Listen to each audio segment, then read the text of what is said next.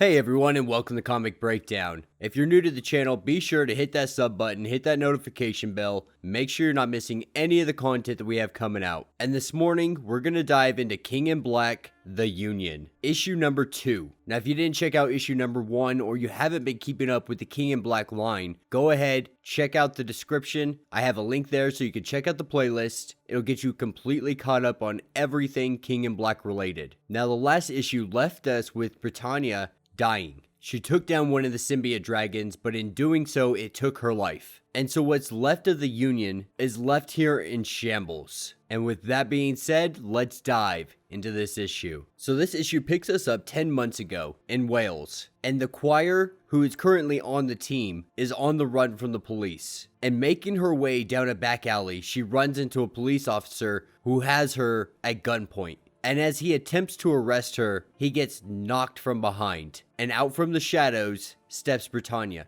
offering a hand to help her. And then we pick up in present day. And we see Britannia laid out on the ground. You know, she was a symbol that was all fair and all just within Britain. She represented Great Britain as a whole. She was the icon. And now she's dead, and the nation is in complete devastation. What was supposed to turn out to be just a routine training exercise with some publicity on the side turned into absolute devastation, with the god Knull symbiote making their descent upon Earth. And this is where we pick up with our remaining heroes, surrounded by symbiote soldiers that have taken over everybody around them, and they do their best to make their stand. And as they're doing this, they give us a little bit more detail on exactly who these individuals are. And so Kelpie, you know, she's an ancient water demon found living in a Scottish lake. Union Jack, aka Joe Chapman, the third iteration of the great British hero. Snakes, the man of mystery from Northern Ireland with the strength of 10 men. And the choir, the Welsh songbird with a voice that can shatter a stone.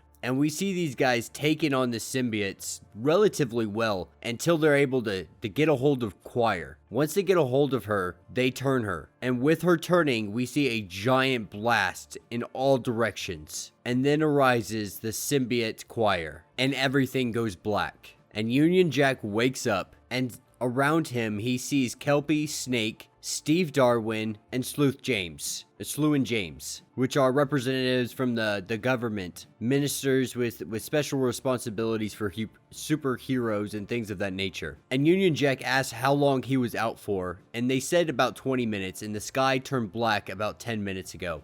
And for some reason, the symbiotes didn't want to take over Kelpie or Snakes, or Union Jack for that matter.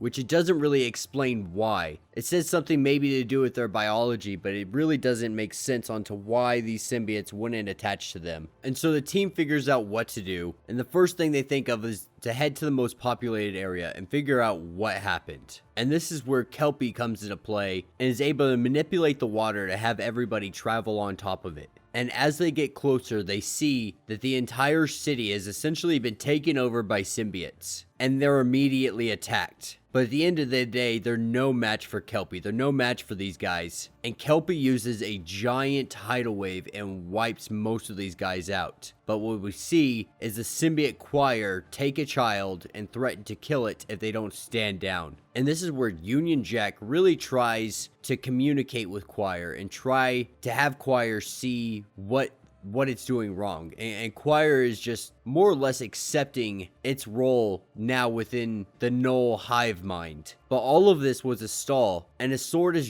thrown to Union Jack that's electrified, and he drives it into the water, electrifying the Choir until the symbiote is out of her. And then we pick up a little bit later. Sitting on the shore side, Union Jack contemplates everything that's been happening, and the rest of the team approaches him and lets him know that they're no longer going to be doing this. And they go on to elaborate that they're not going to be doing this team thing anymore. Like, they're not going home, they're not leaving, but they're not going to be part of this team any longer. This team was all formed by Britannia. She's the one that united them all to this cause, and without her, it's just a guy named Union Jack that nobody really has any connection to whatsoever. While her, on the other hand, she literally saved them and brought them all together. Because as she sees it and as they see it, superheroes are under attack. And so their only option was to come together so they weren't seen as vigilantes, but they were seen as heroes, as saviors. And this is where the team takes off. And Mr. James approaches and lets Union Jack know that if he doesn't get this team back together, he's going to get thrown in jail because he signed a contract with the government. And if Britannia ever fell, he was to step up as leader. And if there's no team, then there's no purpose for Union Jack. And that will be the end of this issue. So let me know what you guys think down in the comments. I really have been enjoying this line so far. I really